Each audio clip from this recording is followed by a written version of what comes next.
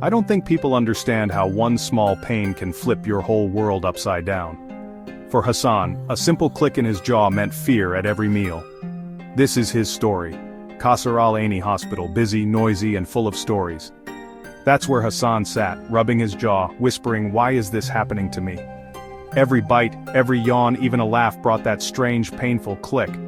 Dr. Noor called him in, calm, kind, but straight to the point. "You need to see the specialists."